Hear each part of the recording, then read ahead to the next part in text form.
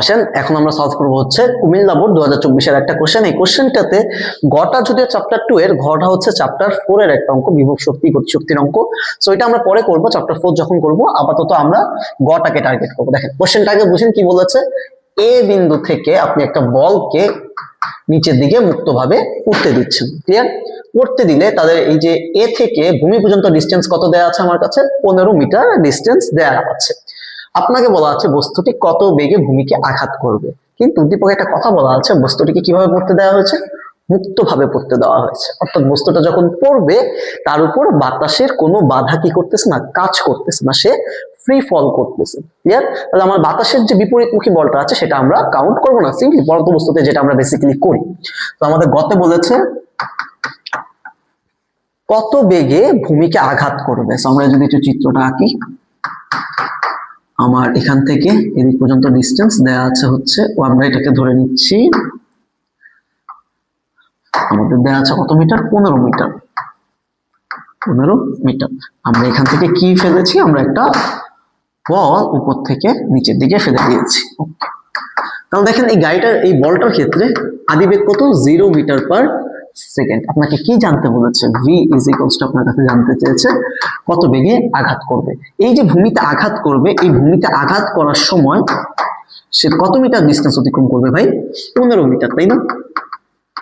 15 metre. আচ্ছা, আমরা তো ইউ পেয়ে গেলাম, ভি বের করতে হবে বুঝলাম, এস দেয়া আছে 15 মিটার। দুইটা ইনফরমেশন আমরা ডাইরেক্টলি পেয়ে গেলাম।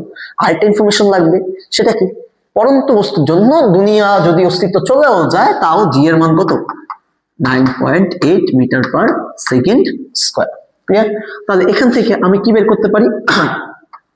s is equals to ut plus half of কি জি টি স্কয়ার, তাই তো? হইলো কিছু? আমার কি এখানে টাইম দেয়া আছে? এই সূত্রটাতে যাইতে পারবো? আর কিন্তু আমরা কোনটাতে যাব? আমরা যাব হচ্ছে, খেয়াল করেন তো, আরেকটা সূত্র লিখতেছি, এটা যাওয়া যায় কিনা? v square equals to u square plus 2gh। কেন? এই যে এসটা সেটা কার সমান? এইচ এর সমান। এটা তো কমন সেন্স। জি আমার কাছে দেয়া আছে, ইউ কত বলা আছে? 0 বলা আছে। আমাকে বের করতে হবে কার মান? বেগের মান। তার মানে সুতরাং দিয়ে আমরা লিখতে পারি v is equals to root over 2gh as u এর মান কত আপনার কাছে? 0। মুক্ত হবে পরন্ত অবস্থায় একটা নির্দিষ্ট উচ্চতা থেকে ফেলে দিয়েছেন, সো আদিবেগটা কত হয়ে যাবে? 0 হয়ে যাবে। তাহলে 2 into 9.8 into আমার h এর মান হচ্ছে 15। So 9.8 into 2 equals to 19.6, so root over 19.6 into 15। আমাদের ভ্যালু আসে হচ্ছে 17.15 মিটার পার সেকেন্ড। অর্থাৎ এই যে বস্তুটা যখন ভূমিতে আঘাত করবে তখন তার বেগ থাকবে 17.15 মিটার পার সেকেন্ড। একদম ইজি একটা কোশ্চেন, বাচ্চাদের একদম এমসিকিউ একটা কোশ্চেন। সো এটা সবাই বুঝতে পেরেছি। ঘ নাম্বারটা আমরা চ্যাপ্টার 4 এর যখন বোর্ড কোশ্চেন সিরিজ করব তখন করব।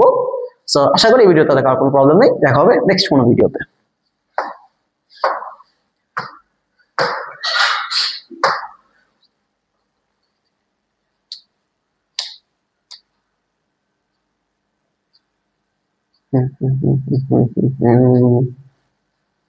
এই তো অঙ্কটা